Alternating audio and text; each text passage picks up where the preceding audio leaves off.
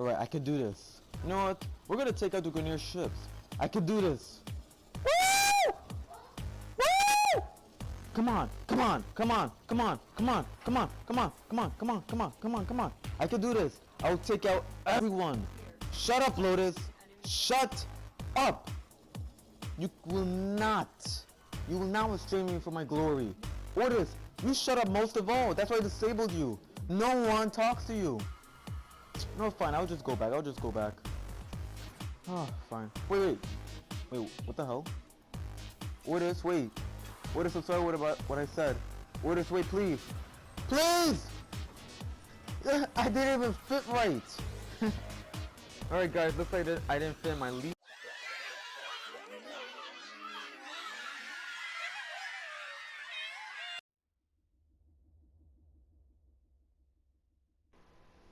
Hello guys, my name is Orville Scott. Today this is my first video game review that I have uploaded on YouTube. So this is Warframe, and I have played Warframe on the PlayStation 4.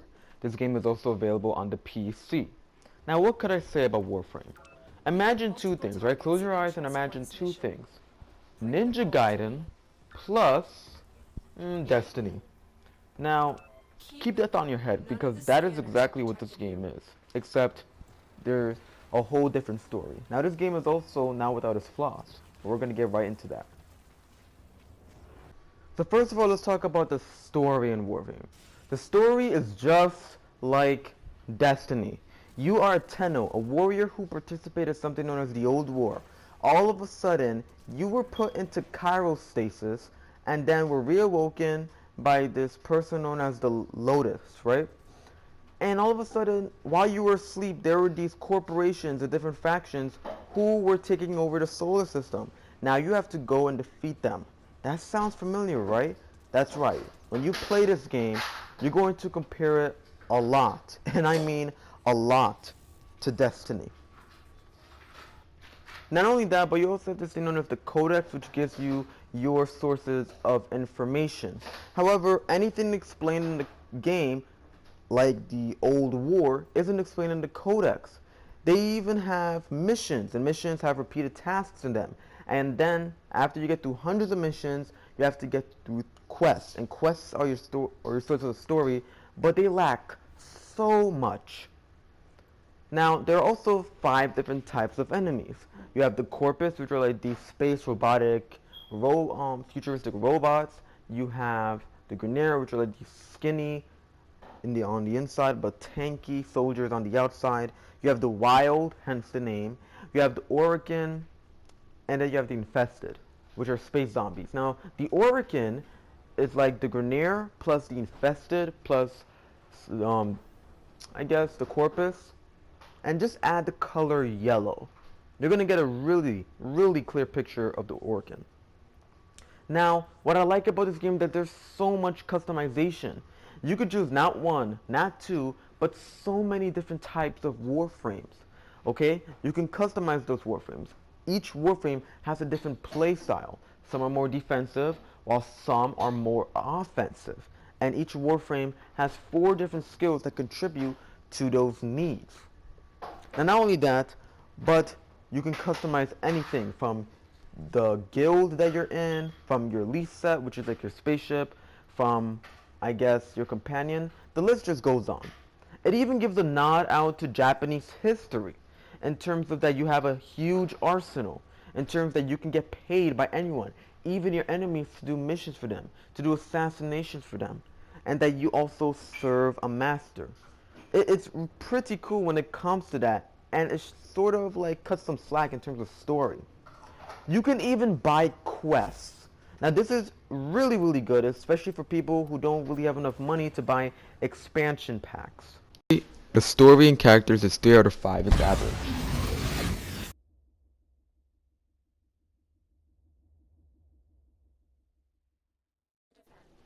Now when it comes to the environment, music, and acting, I just have to say that Warframe probably has, if not, the best looking graphics. Not like out of all games, but when it comes to MMOs, it's probably the best looking MMO. It's up to par with games like The Last of Us, games like Mirror's Edge, even upcoming, IP games and AAA games. Players will also be able to explore planets that have different environments like Mars, Jupiter, Earth. It doesn't even matter. Okay, different planets have different geography, different environments as well. Not only that, but players will be able to play in massive yet linear maps that basically combine a bunch of genres as well as the MMO genre into one game. Now, different planets, again, have different environment, and sometimes the environments can be hazardous. As you can see, my shield is depleting because of the hazardous environment, because the environment is extremely cold. This can also affect the way you play and can actually eventually make you die in various maps, so you have to be careful. Not only that, but different environments have different geography, where different platforms are situated in a certain order, allowing players to have various options to, parkour. Yes, you can actually parkour in this game. But when it comes to places like, I don't know, Venus, why the hell is Venus, why the hell does Venus look like the Himalayas? And the codex, which is your source of information, they don't even explain things like why Venus is occupied by the corpus or why it's icy. Last time I checked, Venus has a carbon dioxide environment, a carbon dioxide atmosphere. So what the hell? Not only that, but every single planet has sectors and different sections that are exactly the same. Some planets even have moons, where if you go to those moons, it's not going to look like a moon. It's going to look like the planet in itself. Like, it's a lack of imagination when it comes to various missions. Check it out.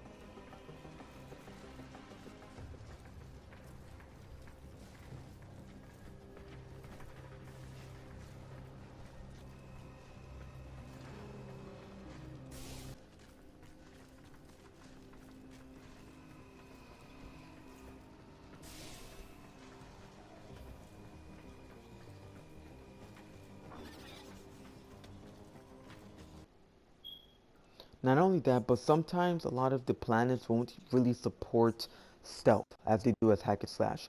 As you can see, my companion turned me invisible.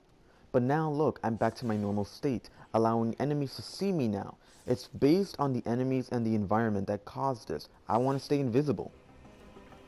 The music is also extremely repetitive. It just gets annoying really quickly. It matches the game, but it gets extremely annoying. Just listen to the music.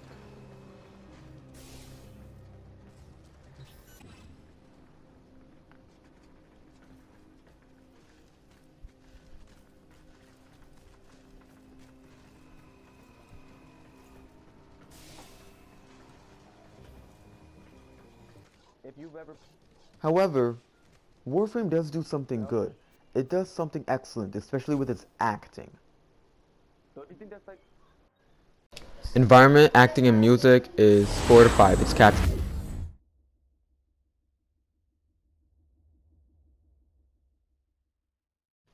And finally, let's talk about the gameplay mechanics. So again, as we discussed earlier, Tenno each have different play styles, and they have 4 different skills that contribute to those play styles. And the only way a Tenno can actually be, I guess, bought rather than using the platinum currency is by defeating a boss a certain number of times. You can also unlock new planets by defeating bosses. Now, again, you can either buy Tennos with the rare platinum currency, or what you could do is defeat the boss a certain number of times, which will give you 3 out of 4 components, and you'll be able to get a Warframe blueprint, which you will be able to craft for yourself. Warframe has the ability to mix hack and slash, shooter, and platform gameplay mechanics into one cake, resulting in an intense, fast-paced gameplay experience. When it also comes to parkouring, Warframe lets players use their skills, weapons, or usually just parkouring skills in order to traverse the maps. Not only that, but players can participate in arcwing missions, which allow players to create their wingsuits in order to fly in space and usually complete objectives that range from either capturing points or from defeating a certain number of enemies. Players need to watch out for their stamina bar, because if low, the player won't be able to perform awesome parkour stunts. And even when the stamina bar isn't actually low, sometimes the transition of doing one thing to automatically doing a parkour stunt is unresponsive and also, I guess, slow, which basically removes the fast-paced experience that is in Warframe. Now, there are two different types of companions, and companions are basically these things that help you. There are the wild dogs, and then there are the sentinels. Both can be nurtured and cared for, customized and upgraded to suit the player's needs. And they usually help the player in terms of getting through difficult missions or quests. However, let's say you wanted to get through a whole mission with just stealth. The only way and the best way is with your companion making you invisible. However, if the companion does not sense any enemy activity, but you sense enemy activity ahead, the companion is not going to care. It's going to return you to your normal state. As you can see here, my companion turned me back to my normal state and had actually made the enemy sense me now and attack me. In short, companions can also make you die, and they really don't give a damn about you. Now, when it comes to the crafting system, it's pretty convoluted. Different planets like Mars, Jupiter, etc. have different resources which can be farmed by players and can be used as crafting components for items. However, the flaw in this is that sometimes the items you use have really difficult, hard to find crafting components. And when you create that particular item, sometimes it's not even worth all that trouble and all that grinding. The modding system is also convoluted as well. Let's say we were to have an item like a Warframe. Warframes can be leveled up to at least level 30, and while leveling is apparent, leveling up in terms of the player's rank isn't really classified or clarified in that matter. But when you do surpass your rank, you actually get to do a test of skill, so that's pretty cool. But anyways, back to modding. Now, depending on the Warframe's level, it would also show how many available mod slots they have. And modifications have a drain and a polarity. And the polarity is like a symbol. If I had 24 available mod slots and a mod had a drain of 4, then I would have 20 left. 20 available mod slots. However, if that mod and a mod slot had the same polarity, then what would happen is that the drain would be reduced by half, so I would have 22 available mod slots as well. I know, again, convoluted. Now, since these mods can actually be used to upgrade the Warframe, what would happen eventually is that the player would need to have more available mod slots. However, items would need to be created, and a certain level and a certain rank would also need to be needed. And even when all these things are apparent, you can only use that important item for one Warframe permanently, which basically frustrates the hell out of me when I spent hours and hours of finding certain resources just so that it could only be used by one Warframe. What the hell? And finally, we have the relay. The relay is basically the central hub for all of the Warframe players, and also home of the NPC clans known as syndicates. Now, each syndicate has a moral code and also has an opponent, ally, and enemy. When players choose syndicates, they get more rewards in exchange for their service in exclusive missions. However, what's also cool about this is that enemy syndicates to the syndicates that players are already in will attack them. It would have been cool if they could emphasize on this more, but it is still cool as it is right now. Not only that, but there are so many other things. There are Warframe clans. There is the Conclave, which is also in the relay. and it's also the multiplayer of the game. You can access the Conclave through your lease set, and the lease set's your spaceship. There's Annihilation, which is free for all, Team Annihilation, which is Team Deathmatch, and Cephalon Capture. Now, as you can see here, there are two teams, a team of 4 players and a team of 3 players.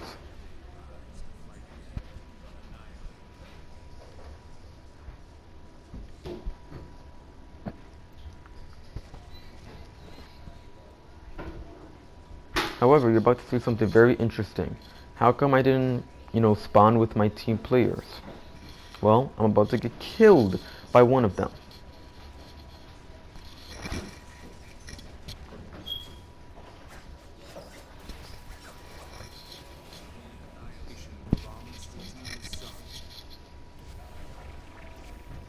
As you can see, the person who killed me was Jao Gomez 98, and in that pause menu, it showed that Jao Gomez 98 was also at the far right.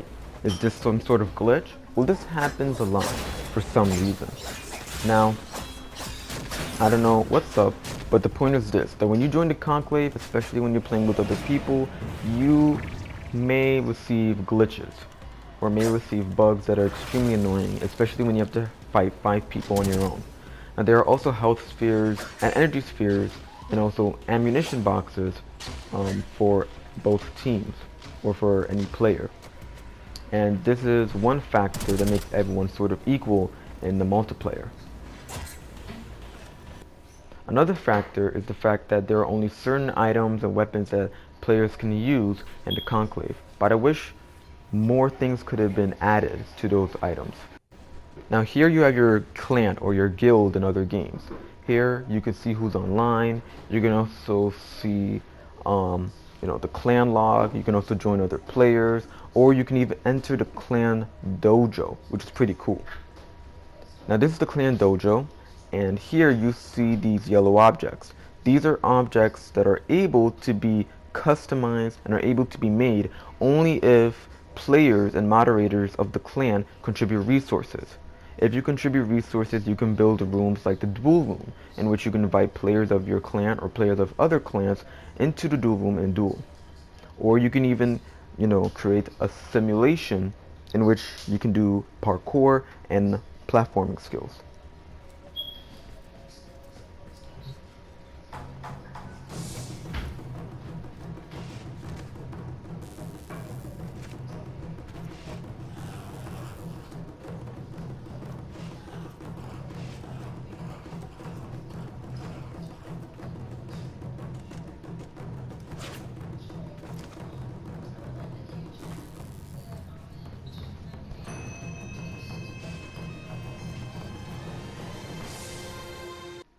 So, for the gameplay mechanics, I would have to give it a 4 out of 5.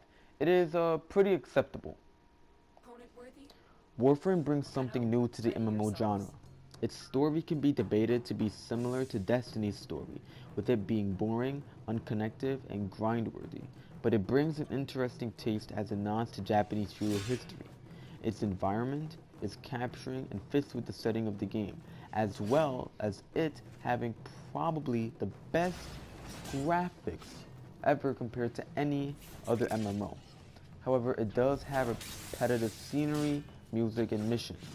Its gameplay mechanics shortens the stress of players in terms of customization and going into the marketplace, as well as mixing hack and slash mechanics with both platforming and shooting mechanics. But almost anything beneficial in the gameplay mechanics has a very disappointing consequence. In the end, Warframe is a prime example in how risks taken to combine different video game genres result in a badass experience with flaws that are a hairline or two short from making the game a complete masterpiece. So, what's the percentage I would recommend this? Well, the story, I gave it a 3. Basically, it was average. The environment, I gave it a 4 because it was capturing, and the gameplay, I gave it a 4 because it was acceptable. I would recommend this to my families and friends at least 73%. Now, I hope you guys liked my review. If I missed anything at all, if you want If you thought that I left some sort of detail out, then, you know, just leave it in the comments below.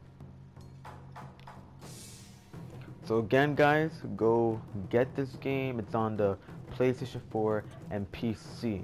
And I'll see you in the next video.